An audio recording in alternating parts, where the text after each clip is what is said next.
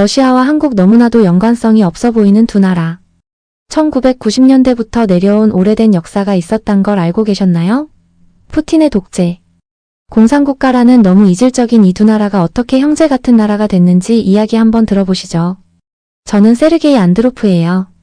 러시아 국가전략기획청에서 한반도 전략실장으로 28년 넘게 일해왔습니다. 제가 처음 한국이라는 나라를 알게 된 건 1998년 8월 17일, 바로 러시아 경제가 완전히 붕괴된 그날이었어요. 그날 아침 저는 늘 하던 대로 일찍 일어나 검은 빵에 버터 한 조각 바르고 따뜻한 홍차 한 잔으로 아침을 해결했어요. 지하철을 타고 연구청으로 가는 길 사람들 표정은 평소와 다르지 않았습니다. 아무도 몇 시간 뒤 무슨 일이 벌어질지 몰랐던 거죠. 오전 11시 갑자기 동료가 헐레벌떡 제 방으로 달려왔어요. 세르게이, 큰일 났어요. 루블화가 폭락 중이에요. 은행들이 폐쇄되고 있어요. 처음엔 농담인 줄 알았어요. 하지만 점심시간이 되자 현실이 되었죠. 루블화 가치는 단 하루 만에 3분의 1 토막이 났고 전국의 ATM은 마비되고 마트와 주유소에는 사재기 행렬이 이어졌어요.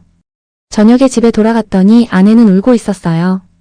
여보, 우리 예금이 다 휴지 조각이 됐대요. 우리 미래는 어떻게 되는 거예요? 그 울음소리를 들으며 저는 주먹을 꽉 쥐었어요. 속이 타들어가는 느낌이었습니다. 그런데요, 바로 그 절망의 한가운데에서 아주 이상한 걸 발견하게 됐어요.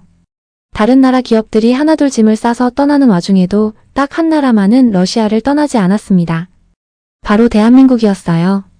현대차 딜러점에는 여전히 불이 켜져 있었고 삼성 AS 센터도 정상 영업 중이었어요. LG전자 매장에서는 오히려 할인 행사까지 하고 있었죠. 저는 솔직히 믿기지가 않았어요. 왜 저 사람들은 아직도 있는 거지? 손해를 볼 게 뻔한데. 왜? 그렇게 궁금증을 참지 못하고 저는 삼성 모스크바 지사를 찾아갔습니다. 1999년 2월의 혹한이었어요. 눈보라를 헤치고 들어선 그 건물 안에서 저는 한 사람을 만났습니다. 한국에서 파견 온 정윤석 부장님이셨어요. 말씀이 아주 차분하고 정중하셨죠. 왜 아직도 남아 계시냐고 물었더니 그분은 이렇게 말씀하셨어요. 우리는 단지 돈을 벌러 온 게 아닙니다. 러시아와 함께 미래를 만들러 온 겁니다. 지금 어렵다고 도망가면 그건 친구가 아니지 않겠습니까? 그 말을 들었을 때 저는 가슴이 먹먹해졌어요. 그 순간까지도 저는 외국 기업은 돈을 벌기 위해 오고 돈이 안 되면 떠나는 존재라고만 생각했거든요.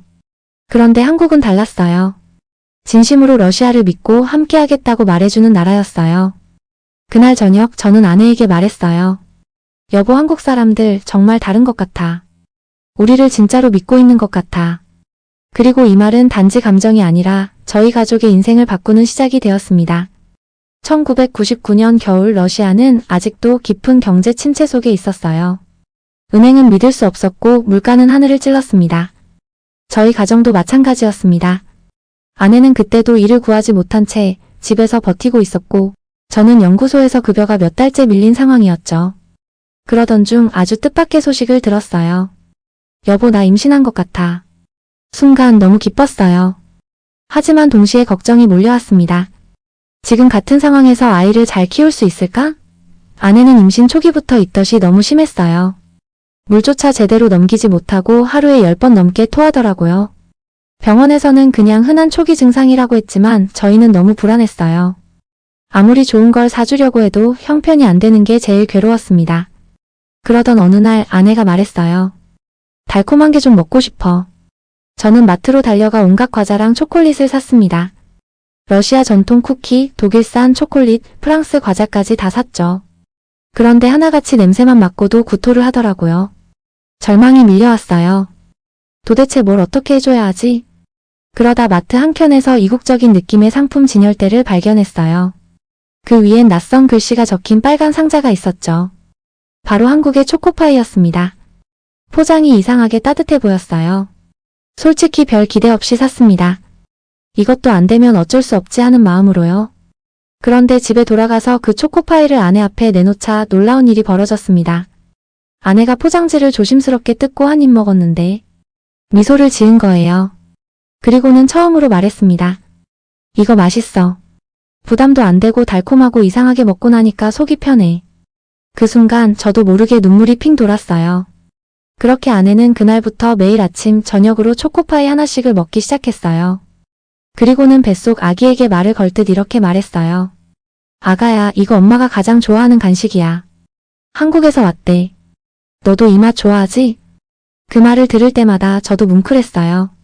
그렇게 한국의 초코파이는 단순한 간식이 아니라 우리 가족의 생명을 지켜준 희망이 되었어요. 아내는 그 포장지들도 예쁘게 모아서 상자에 차곡차곡 넣기 시작했어요. 나중에 아이가 크면 보여주겠대요. 너를 지켜준 특별한 과자야 라고. 그해 여름 저희에게 드디어 건강한 아들이 태어났습니다. 저희는 고민 끝에 일리아라고 이름을 지었어요. 하지만 집에서는 그 아이를 한국이라고 불렀어요. 그만큼 한국에 대한 고마움이 컸거든요. 그리고 더 놀라운 일은 일리아가 자라면서 벌어졌습니다. 어릴 때부터 이상하게도 한국 제품을 유난히 좋아했어요. 도시락, 새우깡, 초코파이 한국 제품만 보면 웃고 뭔가 더 안정감을 느끼는 표정이었어요. 마치 뱃속에서부터 기억하고 있었던 것처럼요. 3살 무렵 마트에서 초코파이를 보고는 엄마 라고 부른 적도 있어요. 그때 아내와 저는 동시에 울컥했어요. 그 아이에게 초코파이는 단순한 과자가 아니라 엄마의 사랑이었나 봐요. 저희 아파트 단지에서도 초코파이는 일종의 특별한 간식으로 통했어요. 특히 시베리아 광산에서 돌아온 광부 아저씨들이 초코파이를 박스로 사가는 걸 자주 봤습니다. 그중 한 분이 이렇게 말했어요. 이거 하나면 하루 종일 일할 수 있어요. 달콤하면서도 든든해요. 힘들 때 제일 좋은 간식이죠. 그 말을 들은 저는 또 한 번 깨달았습니다. 한국 제품이 사람들의 마음을 움직이는 이유는 맛 때문이 아니라 그 안에 담긴 진심과 정성 때문이라는 것을요. 아내와 저는 아이가 자라면 꼭 한국에 데려가 보자고 약속했습니다. 그 나라에 고맙다는 인사를 꼭 하고 싶었거든요. 2019년 7월 1일, 그날도 평소처럼 저는 러시아 국가전략기획청으로 출근했어요. 여느 월요일 아침처럼 회의가 빽빽하게 예정되어 있었고, 특히 한국과의 LNG 협력 방안을 논의하는 중요한 회의가 잡혀 있었죠. 저에겐 늘 바쁘고 보람 있는 하루가 될 거라 믿었습니다. 그런데 오전 9시 35분. 한 동료가 급하게 뛰어들어오더니 충격적인 소식을 전했어요. 세르게이. 일본이 한국에 경제전쟁을 선포했대. 반도체 소재 수출을 막는다고. 뭐라고요? 저는 얼떨떨했습니다. 이게 무슨 말인가 싶었죠. 확인해보니 일본이 한국 반도체 산업의 필수적인 불화수소, 포토레지스트, 플루오린, 폴리이미드 3가지 핵심 소재의 수출을 제한한 거였어요. 그것도 기존처럼 3년 단위 허가가 아니라 이제는 90일마다 심사를 거쳐야 한다는 거였죠. 사실상 수출 금지나 다름없는 조치였습니다. 그 순간 머릿속에 경고등이 켜졌습니다. 삼성, SK하이닉스 이대로라면 한국의 반도체 산업은 마비될 수 있다. 전 세계 IT 산업이 멈출 수도 있어. 실제로 동료들도 다들 패닉 상태였어요. 한 명이 말했어요. 한국이 이번엔 정말 당했네요. 일본 없이는 못 버틸 거예요. 아무리 기술이 뛰어나도 소재가 없으면 말짱 꽝이죠. 다들 한국의 패배를 기정사실처럼 여기는 분위기였어요. 하지만 제 가슴속은 다르게 반응하고 있었습니다. 화가 났습니다. 1998년 우리 러시아가 경제 위기였을 때 한국만이 우리 곁을 지켜줬던 그 기억이 떠올랐어요. 아무도 도와주지 않을 때 조용히 함께 있어준 그 나라.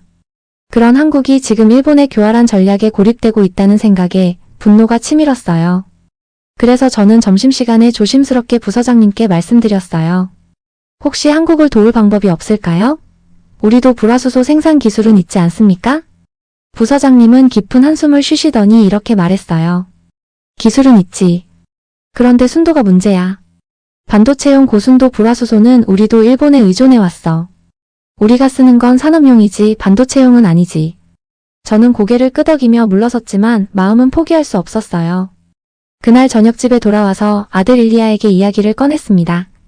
아들아, 한국이 지금 위기에 처했단다. 일본이 정말 비겁한 짓을 하고 있어.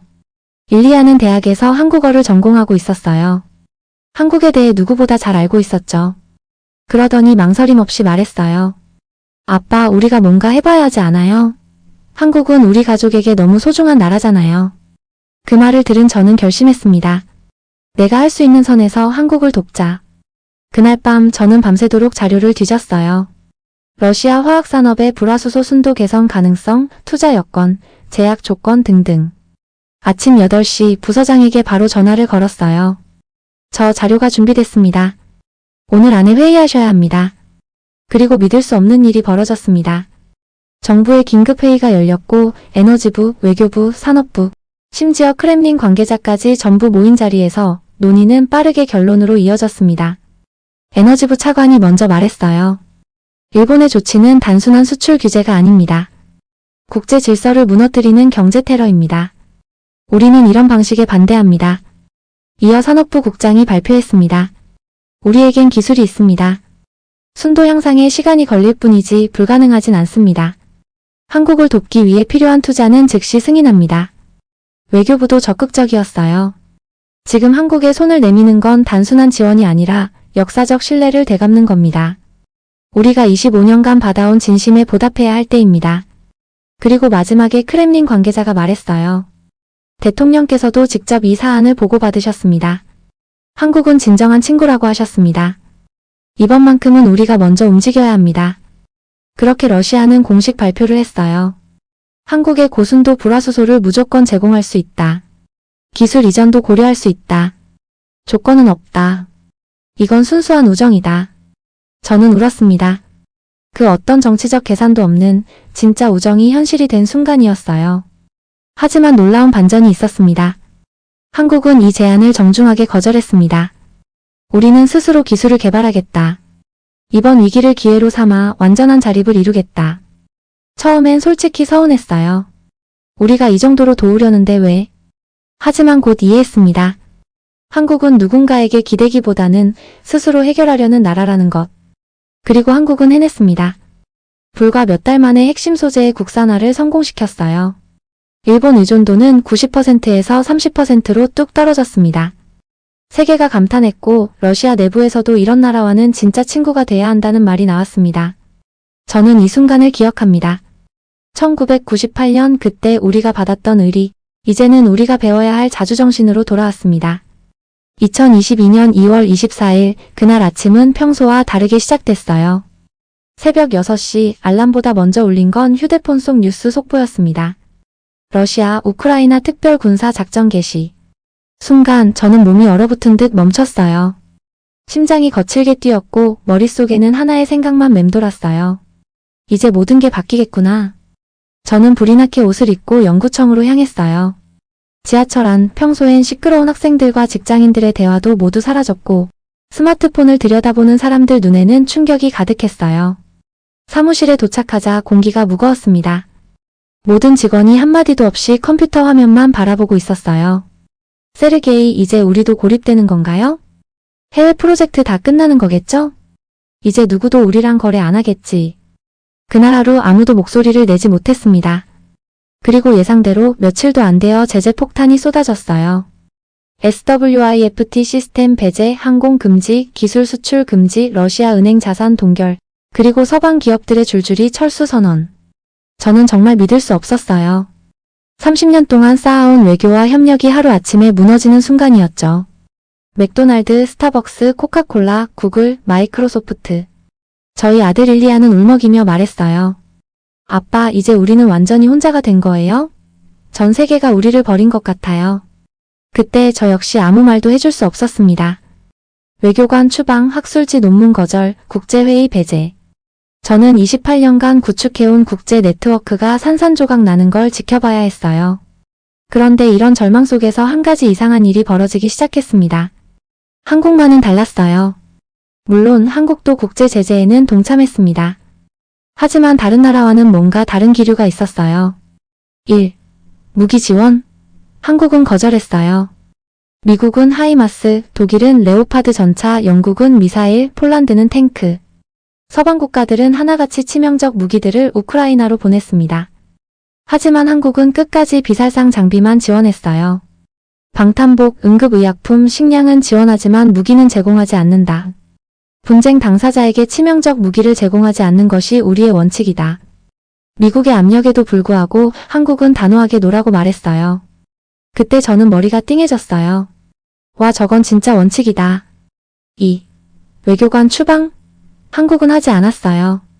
미국, 독일, 프랑스, 영국, 일본까지 전 세계가 러시아 외교관들을 추방할 때 한국은 조용히 외교 채널을 유지했어요. 우리는 문을 닫지 않겠다는 한국 정부의 신중한 태도는 러시아 내부에서도 화제가 됐습니다. 크렘린 내부 회의에서 저는 보고서를 제출했어요. 25년간 한국과의 관계, 이번 사태에서 보인 태도, 그리고 향후 전망까지. 그리고 마지막에 이런 문장을 썼습니다. 한국은 러시아를 적으로 보지 않습니다. 그들의 제재 참여는 국제사회 압력 때문이지 러시아에 대한 적대감은 아닙니다.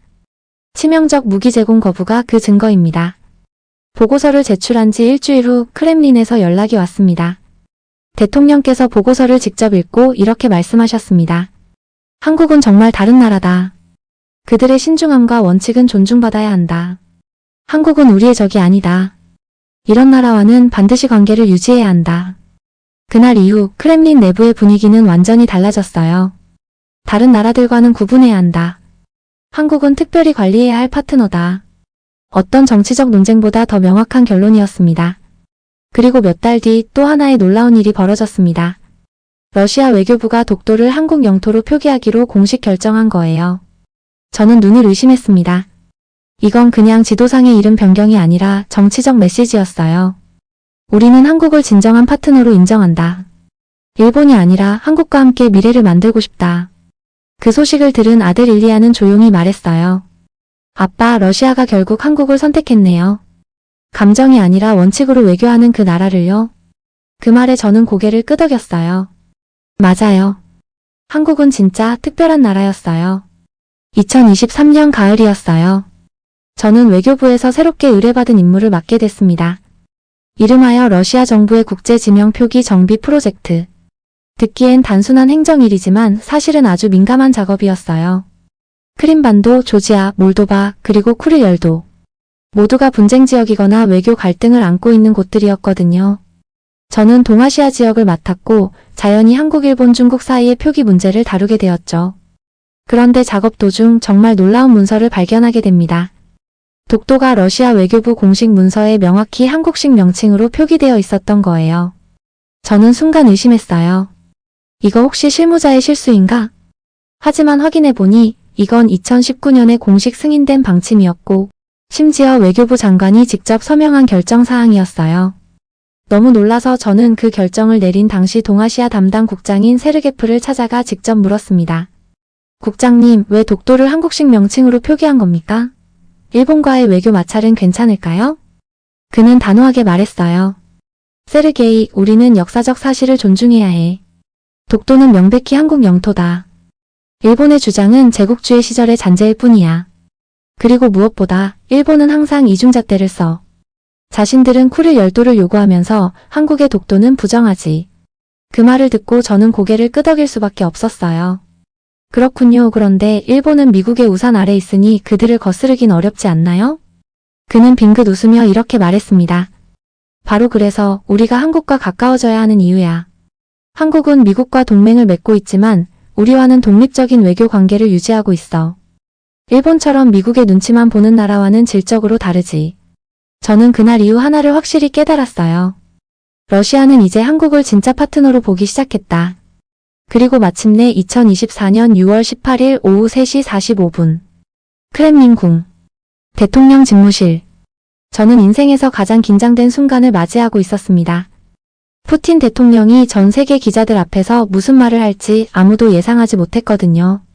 기자들은 모두 북한 정상회담 이야기를 들으러 온 줄 알았죠. 저도 사실 걱정했어요. 혹시 한국과의 관계를 북한 때문에 정리하려는 건 아닐까 하고요. 그런데 회견장으로 향하는 복도에서 푸틴 대통령이 저를 불렀어요. 세르게이, 오늘 역사가 바뀔 겁니다.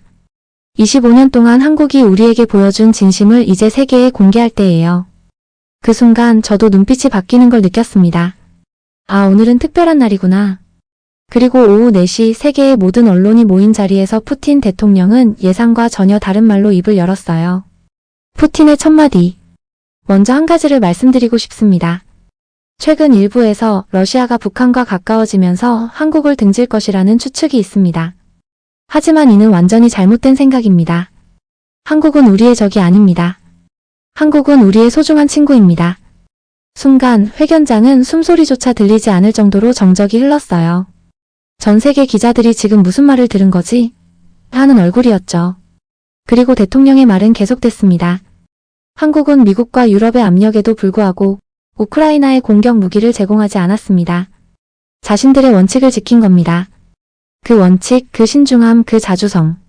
우리는 한국을 인정하지 않을 수 없습니다. 저는 진심으로 눈시울이 뜨거워졌어요. 1998년 삼성지사에서 정윤석 부장님께 들었던 그 말이 떠올랐습니다. 우리는 돈 벌러 온 게 아닙니다. 러시아와 함께 미래를 만들러 온 겁니다. 25년이 흐른 지금 러시아의 최고 권력이 그 미래를 인정하고 감사한 마음을 전한 거예요. 그날 밤 저는 집으로 돌아와 조용히 거실에 앉았어요. 텔레비전에서는 푸틴 대통령의 기자회견 장면이 반복 재생되고 있었어요. 그 장면을 바라보며 저는 말했습니다. 일리아야, 오늘 정말 역사적인 날이었단다. 아들 일리아는 눈을 반짝이며 물었어요. 아빠, 대통령님이 진짜로 그렇게 말씀하신 거예요? 한국은 친구라고요? 그래. 전 세계 앞에서, 그것도 수백 개의 언론이 지켜보는 가운데서 말이야. 그리고는 조용히 덧붙였습니다. 이 모든 건 너희 엄마가 25년 전 초코파이 한 상자를 사오면서 시작된 거야. 그 말을 들은 일리아는 조용히 웃더니 말했어요. 아빠, 저 한국 회사에 취직하고 싶어요. 한국어도 전공하고 있고 그 나라 사람들과 함께 미래를 만들고 싶어요. 그 순간 저는 말로 표현할 수 없는 감정을 느꼈어요. 초코파이 한 개에서 시작된 인연이 지금은 대통령의 선언으로 이어졌고 그것이 또 아들의 인생을 바꾸는 순간이 되었던 거죠. 1998년 러시아 경제 위기 때 한국은 아무 조건 없이 우리 곁에 있었습니다. 2019년 일본의 경제 보복 속에서도 한국은 자신의 힘으로 위기를 돌파했죠. 그리고 2022년 전 세계가 등을 돌릴 때도 한국은 원칙을 지켰고 외교의 균형을 잃지 않았어요. 이 모든 일들은 단절된 외교가 아니라 진심이 통하는 외교가 가능하다는 걸 증명해줬습니다. 한국은 누구의 편도 들지 않지만 그렇다고 누구와도 싸우지 않습니다. 미국과는 동맹이지만 러시아와는 외교적 독립을 지키고 중국과는 경제협력을, 일본과는 복잡한 역사 문제 속에서도 침착함을 유지합니다. 이런 외교가 어디서 나왔을까? 저는 그 해답을 한국의 역사 속에서 찾았어요. 수천 년간 강대국 사이에 끼어 살아남아야 했던 민족, 식민지 지배를 견디고도 민주주의와 경제 성장을 동시에 이뤄낸 나라, 작지만 강한, 그리고 늘 품격을 지켜온 나라. 그게 바로 대한민국이었어요. 예전에는 러시아에서 한국을 그저 경제적으로 실속 있는 나라 정도로만 생각했어요. 하지만 지금은 달라요. 한국은 강대국도 함부로 대할 수 없는 나라다. 작지만 당당하고 스스로 길을 개척해 나가는 나라다. 우리도 한국을 배워야 한다. 이런 인식은 젊은 세대에게 더 강하게 퍼지고 있어요. 제 아들 일리아는 이제 한국어를 유창하게 말하고 한국 뉴스도 매일 챙겨봐요. 그가 말하길, 아빠, 한국은 총칼이 아니라 원칙으로 강한 나라예요. 그래서 진짜 멋진 나라 같아요. 그 말에 저는 고개를 끄덕이며 대답했어요. 맞아. 그리고 우리 러시아가 지금 필요한 것도 바로 그런 진짜 외교력과 국격이야. 이 모든 일의 시작은 정말 사소했어요. 편의점에서 사온 작은 과자 한 상자. 하지만 그 초코파이는 절망 속에서 아내를 웃게 했고 아이를 건강하게 낳게 했으며 가족에게 한국이라는 나라를 새기게 했고 그리고 마침내는 한 나라의 대통령이 진심을 고백하게 만드는 연결고리가 되었어요. 지금 러시아와 한국은 진짜 우정을 향해 나아가고 있어요. 에너지, 기술, 교육, 문화 모든 분야에서 협력이 확대되고 있고 러시아 정부도 한국을 특별 우방국으로 분류하기 시작했어요. 크렘린 안에서도 이런 말이 나옵니다. 앞으로 러시아의 미래를 함께 만들 수 있는 나라, 그건 아마 한국일 것이다. 이제 저는 확신해요. 진정한 외교란 계산이 아니라 마음으로 하는 것이라는 걸요. 그리고 그 진심의 시대를 여는 나라가 바로 대한민국이라는 것도요. 이제는 전 세계가 그 의미를 이해하고 있습니다. 한국은 이제 작은 나라가 아닙니다. 가장 강력한 소프트 파워와 외교 품격을 가진 나라입니다. 그리고 저는 그 여정을 처음부터 끝까지 함께 목격한 증인으로서 이렇게 말하고 싶습니다. 감사합니다, 대한민국. 당신은 우리가 예상했던 것보다 훨씬 더 큰 나라였어요.